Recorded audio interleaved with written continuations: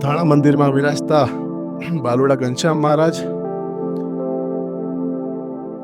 આપણી સભામાં પ્રગટ સ્વરૂપે બિરાજતા ભગવાન સ્વામિનારાયણ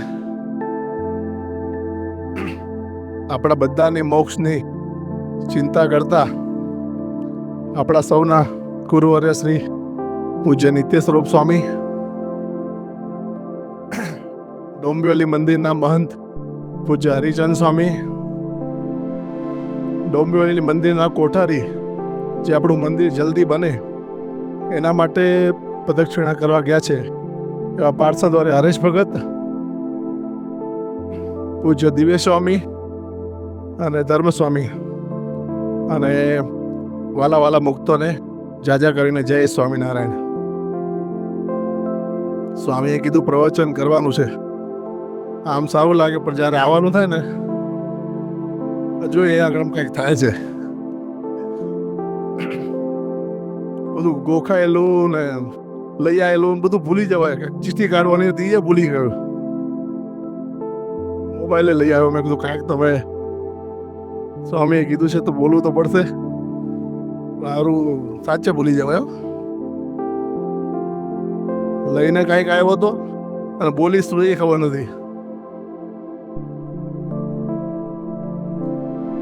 તો આપણે જેમ સ્વામીએ કીધું કે આ સેમિનાર સમર્પિત સેમિનાર છે, તો આપણે સ્વામીનો સાચે જે સ્વામીને જે કરવું છે ને ગુરુશ્રી માટે, જેમ 135 સંતો છે, તો હું તો કહું આપણે નસીબવાળા છે કે આપણે 135 હરિભક્તો બી આપણે એમાં જોડાઈ ગયા છે.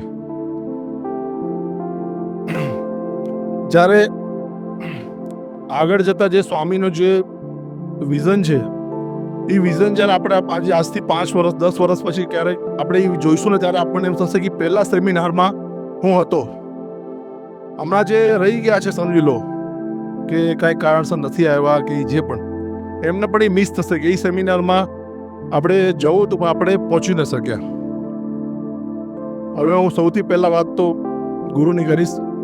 હમણાં જ ગુરુ આવ્યા હતા લાસ્ટ વીક. સ્વામીએ મને કીધું કે તમારે એરપોર્ટ મૂકવા જવાનું છે.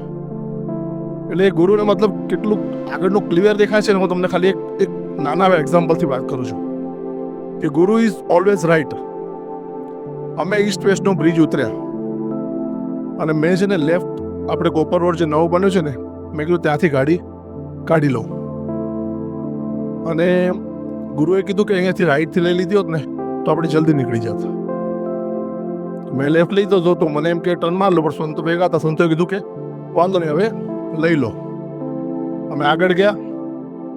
જે ડોંબિવલીમાં રહેતા હશે તમને ખબર હશે કે કોપર પાસે છે ને ઓલો બ્રિજ આવે છે અંડરપાસિંગ, ત્યાં આગળ છે ને અમે પહોંચ્યા ને ત્યાં ટ્રક વચમાં અટકી ગઈ હતી. અમે એની પાછળ અટકી ગયા. ખાલી આ વાત પરથી હું એટલું જ ખાલી કહેવા માંગુ છું કે ગુરુએ તો ત્યારે કંઈ નહીં તો ત્યાંથી લેત કે ત્યાંથી લેત. ગુરુને કાંઈ ટાઈમ બી બહુ તો એવું બી નહોતું કે કંઈ જલ્દી પહોંચવાનું છે. પણ જો ગુરુને આ સંસારમાં આપણે ક્યાંક અટકવાના હોય ને એ પણ ગુરુને જો દેખાય છે તો આપણે જે અક્ષરધામમાં પહોંચવું છે ને, જો આ ગુરુ પર આપણે વિશ્વાસ રાખી, જેમ ગુરુ કે સંતો કે હરિચંદ સ્વામીએ કીધું, મતલબ ગુરુએ કીધું આપણે મનાઈ જાય ને તો આપણે અક્ષરધામમાં પહોંચી ગયા. એમાં કાંઈ બીજી શંકા કરવા જેવી છે જ નહીં. બીજી એક વાત કહું કે જ્યારે અમે છે ને નવા જોડા હતા અને ત્યારે આ સ્વામિનારાયણ સિટી વાળો પ્રોજેક્ટ આવ્યો અને ત્યારે જે સ્કીમ હતી કે આટલા ટાઈમમાં પૈસા ભરવાના આમ તેમ, અને ત્યારે આપણી એવી કોઈ કેપેસિટી નથી કે આપણે એ 7.5 લાખ રૂપિયા ભરી અને 1 BHK પણ લખાવી શકીએ. 2 વર્ષમાં 7.5 લાખ ભરવાના હતા હર 45 ડેઝમાં. આપણે એવી કોઈ કેપેસિટી નથી કે આપણે એ કરી શકીએ. ત્યારે આપણે હજુ નવા જોડા હતા તો ભાઈ આપણે ગુરુશ્રીના વચન પર વિશ્વાસ મૂકીને આપણે પૈસા ભર્યા. પછી જ્યારે બધાને ખબર જ છે કે જે પક્ષ પલટાવાળું થયું ત્યારે બહુ લોકોએ કીધું કે હવે આ નહીં થાય, આમાં તમારા પૈસા અટકાઈ જશે, તમે હલવાઈ જશો. ત્યારે હું અને યોગેશ ભગત એકચ્યુઅલી જેમ કીધું છે ને કે 2 સારા સાધુ ને 2 સારા હરિભગત સાથે 4 સારા હરિભગત સાથે જીવ જોડી રાખો. અમે બંને એવી રીતના છીએ કે કાંઈ પણ હોય ને તો એકબીજા સાથે ડિસિઝન વાત કરીએ એમ.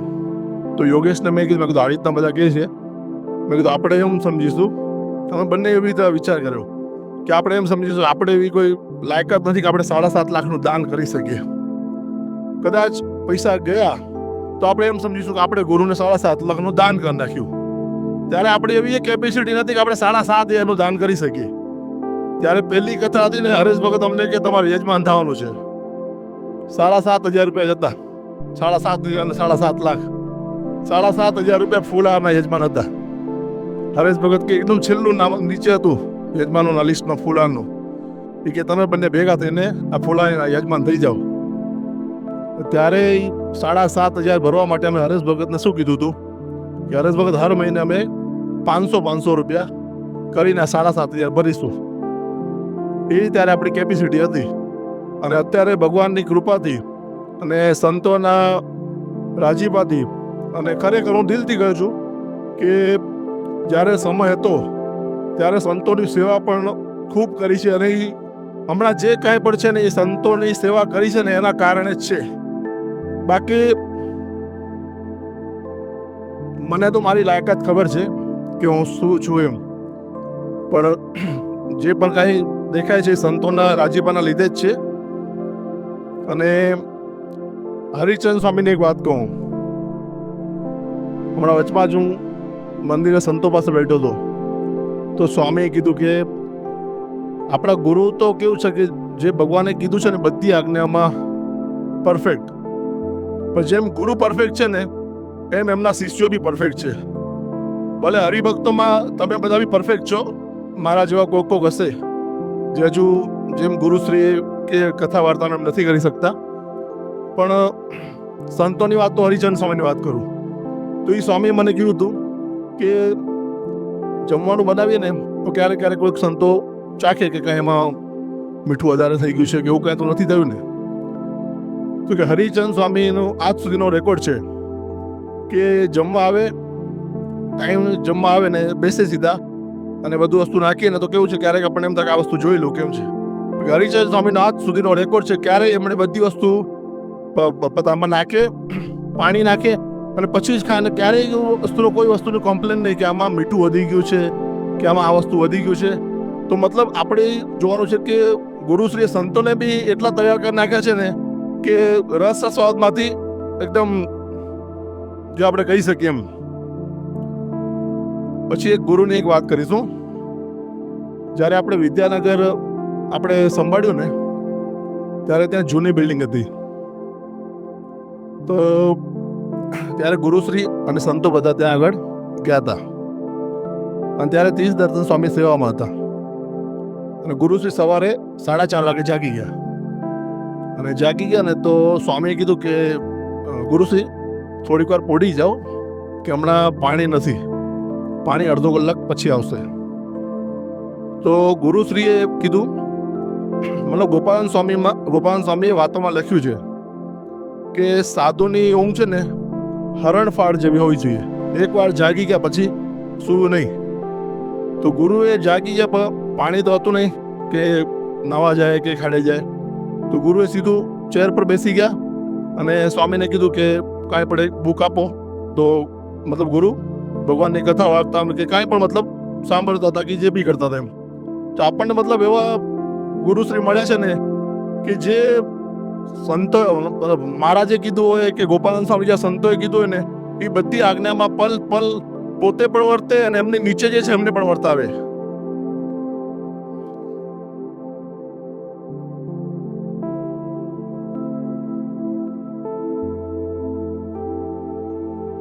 અને બીજું વસ્તુ એક કે જેમ હમણાં વાત આવી કે દાનની આપણે, તો આપણને જેમ આપણા સંતો કે નહીં આપણે દાન આપણે આપણી બુદ્ધિથી ગમે એટલું જોવા જઈશું ને કે અહીંયા કરવું કે અહીંયા ન કરવું, આપણી બુદ્ધિ કાંઈ કામ આવવાની નથી.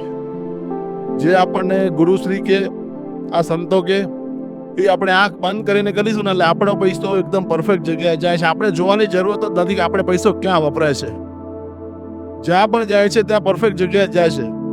આપણે કેવું છે બધા થોડા બુદ્ધિશાળી ના એટલે આપણે દિમાગ લગાવીએ કે એક દિવસનો ઉત્સવ છે અને બધા પાસે આટલા લેવાના છે, ખાલી કથા વાર્તા જ કરવાની છે, ને ખાલી મતલબ જે બી છે ઈ.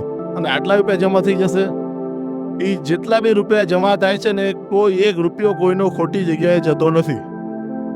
એટલે એ વસ્તુનો પૂરેપૂરો વિશ્વાસ રાખી અને આપણે દાન કરવું, અને જ્યાં સંતો કે આપણા ત્યાં આંખ બંધ કરીને દાન કરી દેવું, વિચારવું નહીં. બાકી આપણને એમ થાય થોડું અહીંયા કરું, થોડું ત્યાં કરું. મેં મિસ્ટેકો કરી છે એવી, એટલે મને ખબર છે કે આપણને એમ થાય કે બધા સંતોને રાજી કરી લઈએ. એવું કરવા જઈશું ને તો કાંઈ નહીં થાય, જે છે એ રાજી નહીં થાય.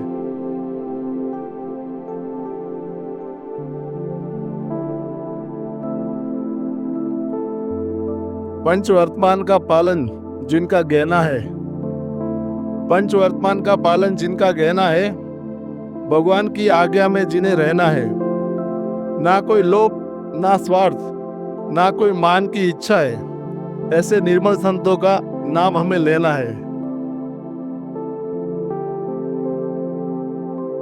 બીજું કેવું છે ને, આપણા છે ને આપણા દિમાગમાં બે ઘોડા દોડતા હોય, એક પોઝિટિવ ને એક નેગેટિવ. જ્યાં સુધી આપણે નેગેટિવ વાળા ઘોડાને બંધ નહીં કરીએ ને ત્યાં સુધી આપણે સત્સંગમાં કાંઈ આગળ વધી શકવાના નથી. કેમ કે હું એક વાત કહીશ, જ્યારે ગુરુશ્રી આવા જ આવે, જે હમણાં સ્વામી ઓલા શ્યામલ ભગતનો વિડીયો બતાવ્યો ને, એ શ્યામલ ભગત એ ટાઈમે સામે સાઈડ હતા, બધાને ખબર છે. શ્યામલ ભગતનો તો આપણે વિડીયો સાંભળીએ ને તો આપણે ગુરુશ્રીથી આપણે બી જુદા થઈ જઈએ. એક સાહેબ ગુરુશ્રી બોલે, ગુરુશ્રીનો વિડીયો પોસ્ટ થાય, શ્યામલ ભગત બોલે. મતલબ ગુરુશ્રીએ હરિભક્તોમાં બી કેટલી મતલબ જ્ઞાન વાર્તાની એમને એ હશે કે ગુરુશ્રી સામે ટક્કર લેવા ગયા શ્યામલ ભગત. ભલે એમણે ત્યારે જોરદાર ટક્કર લીધી બી હતી, પણ પછી જે ગુરુશ્રીનો એક શબ્દ શ્યામલ ભગતને અડ્યો કે ગમે એટલું શ્યામલ કરી લે ને પણ એને અંદર ટાટક નહીં થાય. અને આ વસ્તુ જ્યારે એમના ફ્રેન્ડે શ્યામલ ભગતને કીધી કે ગુરુશ્રી આવું કીધું છે કે કોઈ મતલબ શ્યામલ ભગત એમ કહેતા હતા કે હું આટલું બધું કહું છું, ગુરુશ્રી કોઈ વસ્તુમાં રિપ્લાય કેમ નથી કરતા. ત્યારે ગુરુશ્રી એ ભગતને એટલું જ કીધું હતું કે શ્યામલને કે તને જે કરવું એ કરે, પણ તને અંદર ટાટક નહીં થાય. અને એ શ્યામલ ભગતને એ લાગી આવ્યું અને એમને ખરેખર થયું કે સાચી વાત છે, હું સાલું આટલું લડત કરું છું, આટલી મગજમારી કરું છું, પણ હું જે સત્સંગમાં જે આપણે કરતા હતા એ બધું ભૂલી ગયા છીએ. તો આપણે જે જગ્યાએ છીએ ને આપણે એકદમ બેસ્ટ જગ્યાએ છીએ. બાકી જે બીજી બાજુ છે કે કંઈ પણ છે, બધા પોતપોતાના હિસાબે છે. પણ બધી એક આ રીતના કથા વાર્તા કે આવી સેમિનાર શિબિરો એવું નથી થતું. બસ કયા સ્વામીનો કયો વિડીયો એડિટિંગ કરીને આપણે ક્યાં નાખવો, એ જ બધું ચાલે છે. હજુ બધું ભૂલી ગયા બધું. બીજી એક વાત તો કહું પ્રત્યક્ષની, જેમ આપણે બધી જૂની વાતો સાંભળી છે ને, હું રમેશ ભગતની વાત કરીશ. જ્યારે મુક્ત સ્વામી હતા ને અહીંયા આગળ, ત્યારે અમે લગભગ કયા વારે કથા કરવા જતા હતા ત્યાં ખબર નહીં, પણ મુક્ત સ્વામી સાથે અમે જતા હતા ટ્રેનમાં. તો રમેશ ભગત છે ને એકવાર લેવા આવ્યા સ્ટેશને, અને પછી એમની સાથે અમે ત્યાં મલ્લાજી હરિભગતના ઘરે જ કથા થતી હતી. તો ત્યાં આગળ અમે જતા હતા. તો રમેશ ભગત ગાડી ચલાવતા હતા અને એ રસ્તા પર જતા હતા ને સામે એક ગાડી આવી.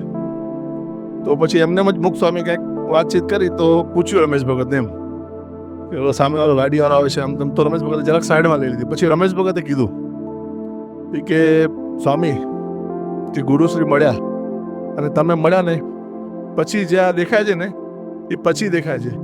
બાકી કે પહેલાં એવું હતું ને કે આપણે ગાડી નાખીએ અને સામે વાળો આવે ને એટલે ગાડી એને જ પાછળ લેવાની. આ રમેશ ભગતના શબ્દ, માફ કરજો, પણ એમણે જીવન કેટલું પરિવર્તન કર્યું છે એ આ વસ્તુથી દેખાય છે. એમ આપણે પરોક્ષની વાતો તો બહુ કરીએ, પણ પ્રત્યક્ષમાં પણ આપણી સાથે હરિભક્તો છે કે જેમનું જીવન જ બોલે છે. હજી કંઈક ટોપિક હતો તો ખરો જોરદાર. ના હજુ એક આ ટોપિક હું એટલે છેલ્લે લીધો હતો કે અમે બે વાર પ્રવચન કર્યું છે અને બંને વાર છે ને હું ઉતરું ને ત્યારે જેમ સ્વામીને હમણાં આંસુ આવી ગયા હતા ને એ તો મને તો ધ્રુસકે આંસુ આવી જાય. પણ એ પ્રસંગ જ એવો છે મારા માટે કે હમણાં મને ખબર છે હું લઈશ ને તો છેલ્લે રડી પડીશ. પણ મને ઓલા કીધું કે તું રડતો નહીં, એટલે આ પ્રસંગ મેં મૂકી રાખ્યો હતો. મેં કહ્યું છેલ્લે લઈશ તો લઈશ, નહીં તો પછી એમને ઉતરી જઈશ. જ્યારે મુક્ત સ્વામી અહીંયા આગળ હતા એ ટાઈમે મારી પાસે કોઈ હિસાબે કોઈ કેપેસિટી નથી, અને ડૉક્ટરે ખર્ચો બી સારો એવો કીધો હતો. મારા બંને મોટા ભાઈ બી છે, એ બી બંને એટલે ખડે પગે ઊભા હતા, પણ પૈસાનું કામ તો પૈસાથી જ થાય. મુક્ત સ્વામી ત્યારે મને ફૂલ સપોર્ટ એટલે ફૂલ સપોર્ટ. ગુરુશ્રી સુધી મને મુક્ત સ્વામી કોન્ફરન્સમાં વાત કરાવતા હતા. બાકી મારી કોઈ લાયકાત જ નથી કે અત્યારે હું ગુરુશ્રી સાથે વાત કરી શકું.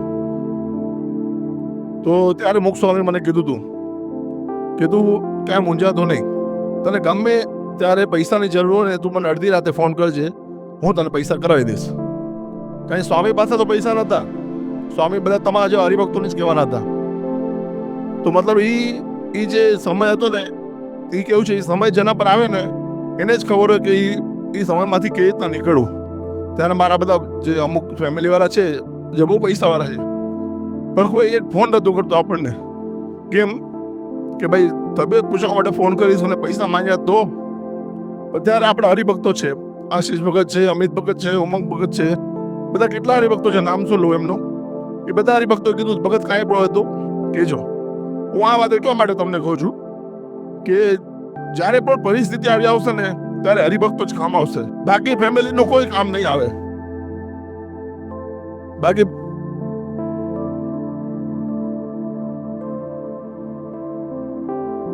મારો ભાઈ પણ હમણાં ત્યાં રડે છે. કેમ? ભલે બંને ભાઈ મારા ખડે પગે ઉભા હતા, પણ પૈસા આપણી પાસે હતા જ નહીં, તો આપણે એ લોકો બી શું કરી શકે.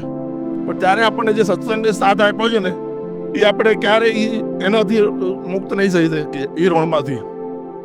એટલે હું આ સંતો ગમે એટલી સેવા કરું, તનથી કરું, મનથી કરું કે ધનથી કરું. ભલે સ્વામી ક્યારેક મેં સાંભળ્યું હતું વચમાં બી, હું આવ્યો હતો 2 દિવસ પહેલા, ત્યારે હરિભક્તો કહેતા હતા કે સ્વામી તમારી વાત કાઢી હતી. સ્વામી ભલે કદાચ મારી કાંઈ નિષ્ઠાની વાત કરું, મને ખબર છે મારા કાંઈ નથી, અત્યારે બી કાંઈ નથી. જે બી છે તમારે બધા મને જોઈને કાંઈક શીખું છું અને આગળ વધું છું. બસ એ કંઈ મારી વાણીને વિરામ. જય સ્વામિનારાયણ.